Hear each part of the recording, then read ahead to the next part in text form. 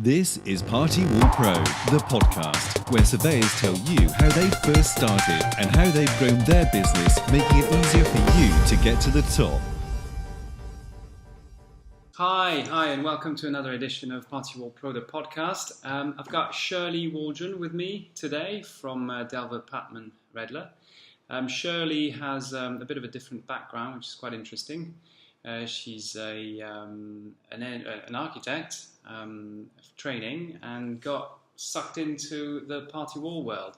So Shirley, welcome. Thanks for joining us. So let's get into how you ended up there from being an architect and a chartered architect, and then party wall. Yes. Okay. Well, I wanted to do architecture from a very young age. I think in that way I was quite lucky because a lot of my friends didn't know what they wanted to do. A lot of my fellow students, I suppose, didn't know what they wanted to do, and some people just kind of drifted into whichever career sort of took them in whichever direction. But I was very lucky, I think, in that I knew I wanted to do architecture from about age sort of 11 or so, like that. So every decision I made really took me in that direction, which meant that I focused on my A-levels, the relevant A-levels, to then go into architecture at university. And I was at Brighton College for my A-levels, and in Brighton at the local polytechnic they had the School of Architecture, which is now of course Brighton University, and I was very lucky to have some very good lecturers and tutors there, and it was great to do what I wanted to do. I stayed in Brighton to do my year out. I don't know if everyone is aware, but architecture is a 7-year course. You have a 3-year degree course.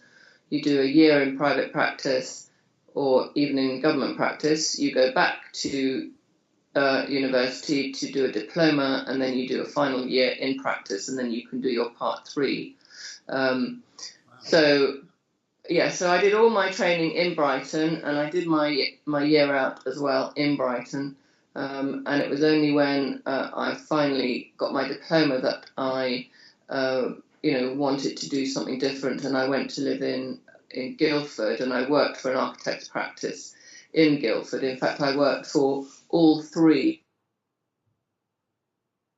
at the time, Scott Brownrigg, Lewis and Hickey, and Norman and Dorbarn, and that was very interesting. I worked on some MOD projects. For Scott Brownrigg, I worked on Terminal 2 Manchester Airport, and just at that time there was CAD was coming through, and I was on one of the very first training programs in Cambridge. It was a week long, actually, the training course, and it was done by McDonnell Douglas, who were the airport, the aircraft manufacturers, the engineers, and they ran this course, which was GDS, and it was actually a very impressive tool, which then subsequently became micro GDS, and there were various other offshoots to that, AutoCAD, etc., and it kind of took on a life of its own. But yes, I was one of the very first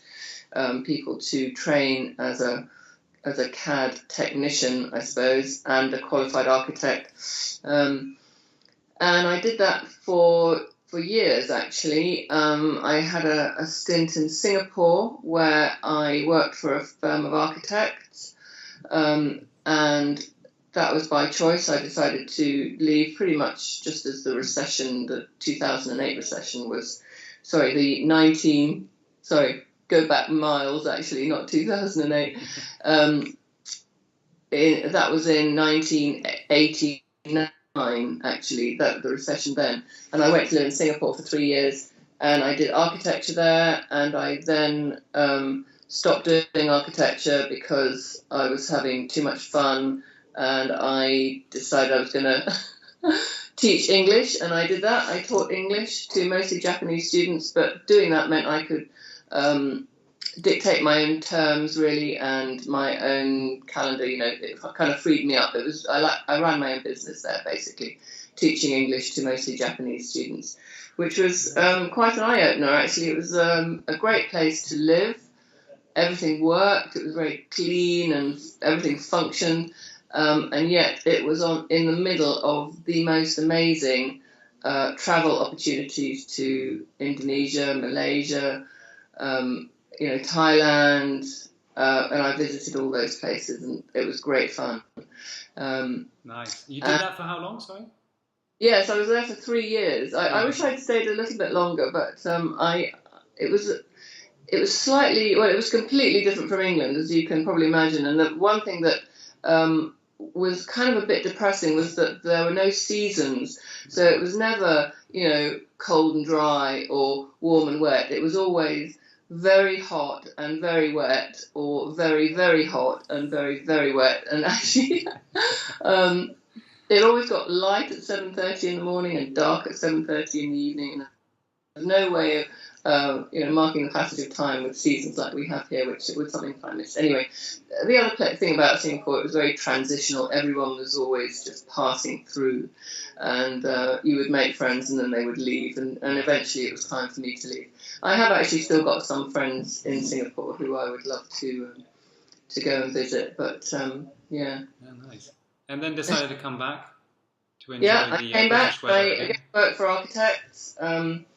I went to work for Scott Browning and Turner, and then there was a major layoff, and I then came into London, and I worked for EPR Architects, Elson, Pack and Roberts as they were, but they had just they shortened their name to EPR, and in fact I think there were none of the original partners around at that time, and I worked on some interesting projects there. But then I met my partner there, and I left very shortly before my child was born, Emma. She's now 19 years old. So really that was when my life changed from architecture. And when I came back after having Emma, I started my own business as an architect. I did a few project management jobs. I worked as a building control officer. I worked for Wandsworth Borough Council because it was something that I really fancied doing. And that was a very interesting part of my career, a very steep learning curve actually, because, there's a huge difference between, even though I'd had a fair amount of site experience, to actually be the person who makes the decision on things like foundations and whether to sign off a job. You have to make critical inspections for the projects, and my patch was Tooting, which was a slightly rough area of London where people were trying to do all sorts of things that they shouldn't have been doing, and you kind of flew by the seat of your pants a bit, and it was very interesting. But then I met a gentleman who was working for GIA at the time, a chap called Michael Gleeson, and he very kindly made me an offer that I couldn't refuse, and that was me working in party walls, and it's been that way ever since, really. I carried on with my own practice for a while, but I was soon working full-time at GIA, and there we go. Yeah. And so it's GIA the culprit then? It's GIA are entirely responsible. Yeah, that's how it all started. Yes. That must have been that must have been a funny switch though, because were you obviously you had an interest in party wall and were doing party wall before? I'd done a very, very small amount. Right, okay.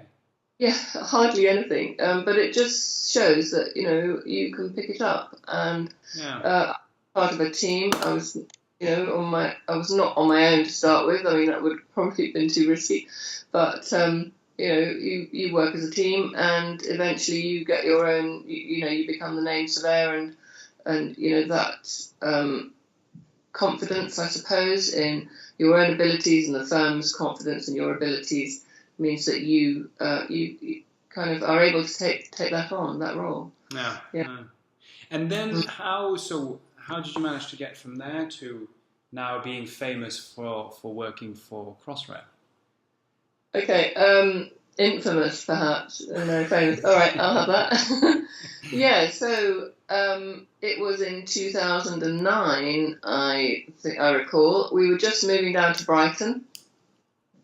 Moving back out of London, we decided that we wanted to move to Brighton for personal reasons. In fact, my daughter was offered a place at Brighton College and it was too good an opportunity to turn down. So we made a decision to move back out to Brighton, which we felt was going to be an opportunity to grow the business, because I still had the architect's practice going, and my partner, Rodrigo, he was working for the practice as an architect, you see. So it suited us to perhaps to move out to Brighton and to try and grow the practice down there.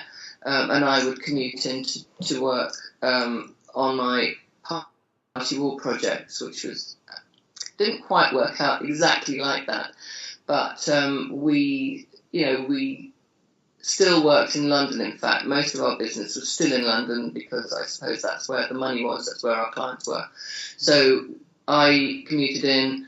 We bought a house in Brighton that we did a lot of work to. So that's another area where our joint skills as knowledgeable in construction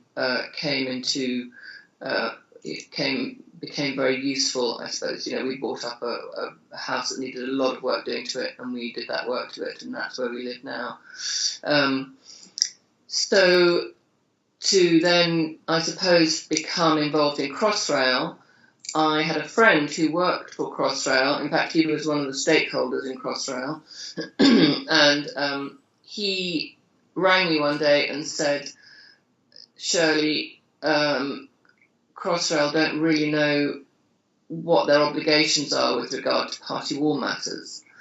So that's a nice phone call to get. Yeah, no, I found it quite astounding, actually, that there was so little internal knowledge about party wall matters in Crossrail, and that they needed somebody to tell them what they had to do. And that they were under the impression that because the Crossrail Act, in fact, disapplies a lot of legislation, including planning and various others, and I'm not exactly sure, so I'd rather not say exactly what legislation it disapplies, but it did disapply Section 6 of the Party Wall Act because of the tunnelling. I mean, when you've got 17 kilometres of tunnelling, you have to do something really which eliminates the need to serve notice on every freeholder, leaseholder within 6 metres of the tunnels, and replace it with something different. And that's what they did. The Crossrail Act replaced it with a mechanism whereby people could have schedules of condition done of their properties and then report if there was any damage and have the damage made good. And there were certain properties that were protected by inspections and reports, so that Crossrail could fully understand the risks to those particular properties. But the Crossrail Act did not disapply work for Section 2 or Section 1, and in fact it didn't disapply Section 3, which is the requirement to serve a notice under Section 2. So for demolitions, so whereby Crossrail would compulsorily purchase properties, they would then have to go about demolishing them using the mechanisms which the Party Wall Act provided. And there was one particular property which was at Bond Street, Eastern Ticket Hall, and it was 20 Hanover Square, which had a particular undertaking.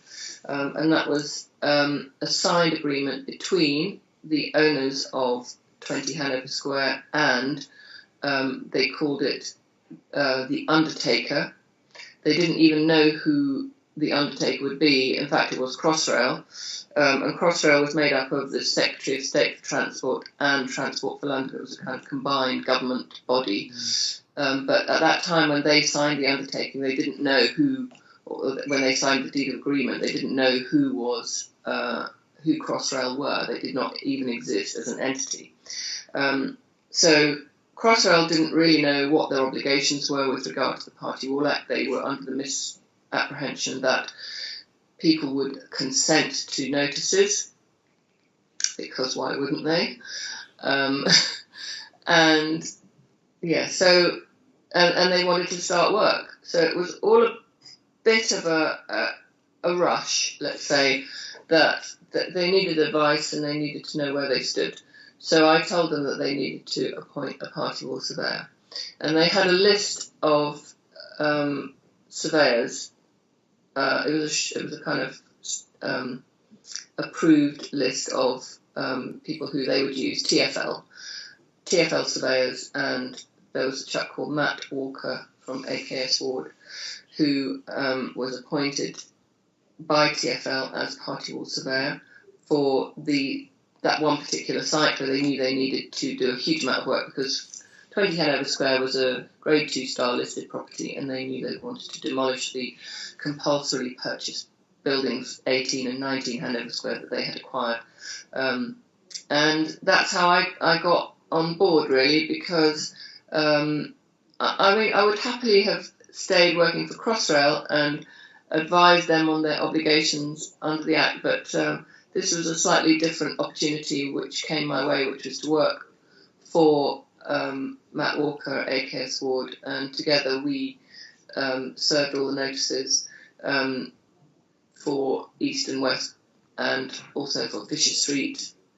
There was an air shaft and an access shaft that they needed to construct in Fisher Street. So it was those projects that I got involved in. And just to kind of wind back a bit, the undertaking between Crossrail and GPE was that even though the Act had been disapplied, and there were other mechanisms that Crossrail were relying on to protect adjoining owners, the undertaking specifically requested the reapplication of the Party Wall Act to protect 20 Hanover Square. So the owners of 20 Hanover Square, who were Great Portland Estate and still are, they appreciated that there was really only one mechanism by which they were going to be truly protected, and that was the Party Wall Act. So there you go. That's really how I got into Crossrail, and it was extraordinary. I mean, the things that I learnt, the things that I became involved in were amazing and very informative, and I've written a couple of Crossrail papers for Whispers, which is the P&T publication. Sorry, how does that work? So the Crossrail Act disapplied Section 6 but not Section 3. Yeah. And this is how they managed to actually get protection under the Party Wall Act. Was that the deficiency of the Crossrail Act, or was that on purpose? On purpose. They had to disapply Section 6 for the tunnelling. Okay, so you understand that.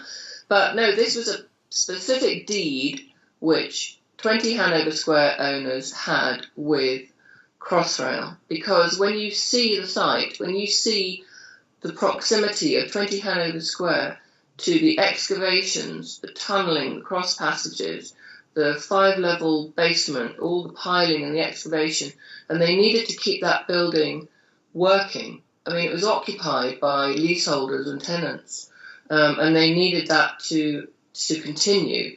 They had a glass dome over the staircase, which was identified to be an at-risk structure. And at one point there was going to be a steel frame inside the main entrance of this listed building to support the dome. And in fact, there were also to protect the Party Wall, because the Party Wall was still being used by 20 Hanover Square, and it needed to be braced, it needed to be strengthened. And what you had is, if that was the main staircase, and these were the cross walls for the staircase, they were not connected to the Party Wall here. No. And what happened was they actually inserted these Syntec anchors into the wall, through the Party Wall and into the cross walls, to kind of hold them together, so that was just framed. Plus also the front and rear walls of the high level section of the building. If you saw it, you'd understand what I meant. So it all had to be kind of connected up and strengthened, and then braced with some steel bracing to withstand the wind pressures to which it would now become exposed. And that all happened really through the Party Wall Act. We were able to say the internal framework which was proposed was actually taken onto the outside and done all from the side, and that meant that the building could maintain its operation as a commercial building. Yeah. Okay. Oh, and so that's AKS Ward, and then after that you then joined. So that was in fact that was probably about 10 years worth of my career. And when it came to do the tunnelling and the excavations there, and the grout shafts and the tube amanchette, which was one of the protection mechanisms that Crossrail had designed. Well, they hadn't designed them, but they implemented them, where you have grout shafts to basically compensate the settlement of the buildings, and that was all very interesting to be involved in that. And really, the tunnelling completed a couple of years ago. My involvement in Crossrail has really only just in the last 4 months ceased to be, because I did actually work 1 day a week for Crossrail, and the remaining 4 days a week for Delva, Patman, Redler. And I've been at Delva, Patman, Redler now for about 4 years. Yeah, right. So what's the next big project? Yeah. Yeah, so we do have some amazing projects on our books. There's a lot of basement excavation out there which needs careful handling. So definitely my experience in Crossrail, there's no bigger basements than Crossrail. Has come in very handy. Yeah. So obviously, of course, when I was at GIA, of course, we were involved in 2 and 3 story basements as well, going full length, and that sort of thing. A lot of party wall surveyors will be familiar with that desire of building owners to develop full length of their garden down 3 levels, so that they can diving and things like that. So now finally to cover, you obviously have an extensive knowledge of the Act now, having done that, and the Crossrail Act as well.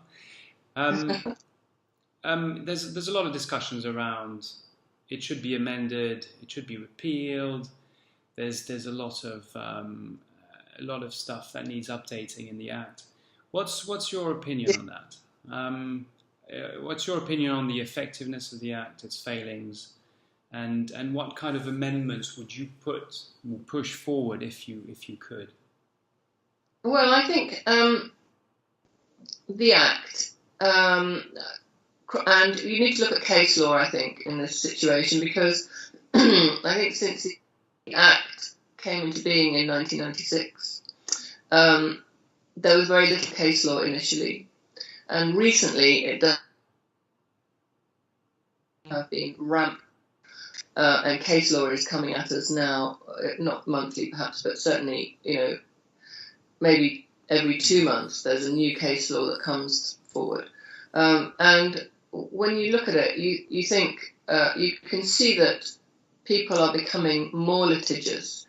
They don't like being told what to do by party wall surveyors, and that's where you get awards being appealed. They don't understand perhaps that they need to step back and allow the Act to do its work so that they can then carry on with their own development. People fall out. Neighbours at war is a major reason for so much case law. The conduct of party wall surveyors, thankfully very few, but regrettably some, party wall surveyors, particularly when it comes to their own enrichment at the expense of developers, is quite is unfortunate. And so, you have got an Act of Parliament which a lot of people have said is actually an extremely good mechanism, and I think that there's a desire to roll it out on particularly boundary determinations, so you can appoint your own surveyor, people agree, and that's where things. So the mechanisms of the Act are very tried and tested and do seem to work if they're allowed to. But we have moots, for example, on issues where are all leaseholders entitled to service of notice for works under Section 6, and I think that perhaps does need to be more clearly spelled out by the Act. So what's exactly? So what's the issue there? Right. Well, so a lot of people say that if you're a leaseholder, then you only own, and it does depend on the terms of the lease. You only own the plaster finish of your flat. Therefore, you don't have any interest in the structure. You're not entitled to receive a Section 6 notice. But of course, you just need to look at the Act to see that an owner they own the space and they're entitled to the maintenance of the structural integrity of that space, and therefore they're entitled to a notice. I think, in my mind, there's no doubt. Some people say, well, that flat has no foundation, but they are nevertheless above the excavations. So you're excavating below their demise, and that's, I think, the key to it. There's another area where I think the Act could be clearer, and that's when it defines a line of junction, a boundary. We think of it as a line on the ground, perhaps, but I think it would be much clearer and perhaps better to think of it as a two-dimensional plane, and the boundary is a two-dimensional plane, albeit an imaginary plane, and I think that would clear up a lot of things, because structures, because they have they have 3 dimensions, of course, and that second dimension, the height, is critical, I think, to understanding how structures can interrelate on boundaries. And on that, I think things like raising on a cantilever, that would give you rights of access to do that. It would give you rights of access to, if you had a single-storey building on a boundary built up to the line of junction, you wanted to add a storey, it would give you rights of access to do that, and I don't really see the problem with that. I think there's also perhaps a case to be made for a building owner to be able to demolish a wall on a boundary, and have rights of access for that, particularly given that when he does that, or she does that, you just need to say, or to wait perhaps a day or two, say there's no structure on the line of junction or on the plane of junction, and here's my Section 1 notice, and you have rights of access for doing any work that you want to do on the boundary in that way. So I think to be able to say to a building owner, yes, you have rights of access to demolish your boundary wall, and then you have rights of access to reconstruct your wall anyway, I think that would be very useful. And given that the Act is a facilitative one to developers, albeit acknowledging, of course, that they have to protect the adjoining owners, that would be a natural progression, I think, for me. Mm-hmm. There's also the other issue when people raise a wall on a cantilever and they build just up to the line of junction. What happens then to any structures that may exist on the boundary below that cantilever? And I think that in that particular instance, and in other instances perhaps, there could be provisions within the Act to safeguard adjoining owners for the future development of their own land. A lot of surveyors will say, well, we're not interested in the future development of the development aspirations of the adjoining owner, we're only interested in what the building owner wants to do. But I think that's very short-sighted. and these things do come back to bite you, particularly for basement excavations. Quite often you find that you're acting for the building owner where you did act for the adjoining owner, and oops, all that, that those decisions that you made perhaps have come home to roost. Chickens coming home to roost. That's what the Act could be redrafted, perhaps, to prevent chickens coming home to roost and make sure they fly away forever. Yeah. And I think you mentioned any statutory fines on. Yes, I think there is definitely a case to be made for non-compliance with the Act, so that if you decide for whatever reason that you're not going to serve a notice and just go ahead and do the work anyway, there should be a fine, I think. And equally, if you decide to just set aside the award and ignore it, and carry on working without that work, without the award in place, then I think there should be a fine for that. I do know of a case, though, in Brighton where a house actually fell down when the award was ignored. There you go. That can happen. Yeah, because now the only remedy is you have to go to court, and that's going to cost the adjoining owner money. I actually don't think that you can avoid, in those very serious situations, you can't avoid court. No, of course not. And I think that lawyers definitely have a very important role to play in assisting surveyors, particularly where building owners are determined not to invoke the Act. A letter from a lawyer can work magic. No. Yeah. Mm-hmm. And all this, so you think that the RICS 7th edition guidance note will shed some light on certain things. I wanted to try to get someone on the podcast to cover that. Who do you think I should invite? Who would know about this? Well, you've already interviewed Andy Schofield, haven't you? I have, yeah. Stuart Burrell, I know. What about Mark Harrington? You could perhaps speak to him. Andy was Andy not involved in the redrafting of those guidance notes? I thought he was, because I think Jack Norton is as well, I think. Yes, exactly. And they're going to be doing a roadshow, aren't they? Going around the country and telling people about the new guidance notes. So I think perhaps try to Jack, follow them. If you could speak to about that. I have to say, regrettably, I was not involved in those discussions. So. No, next time, 8th edition maybe. Yeah. 8th edition. Shirley, thank you so much for your time. Okay, you're welcome. It was great. I'm going to have to cut you short here because otherwise we're going to be a bit too long. Yeah. And it was really good. Anything else you want to add? From a technology expert? Yeah, you should really try Party Wall Pro, I think. And give me some feedback. Okay. Alistair back then actually had a look at the mock-ups.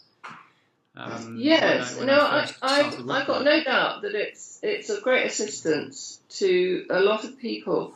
The one thing I suppose is that I would slightly hesitate over is that everything has to be bespoke, really, doesn't it? You have to, you can't really use pro formas or templates. No, but we do actually. That's the thing. We do offer customization of everything. Yes, exactly. And I think, of course, pro formas and templates is a very good place to start, but you have to know exactly what you're doing, I think. Yeah.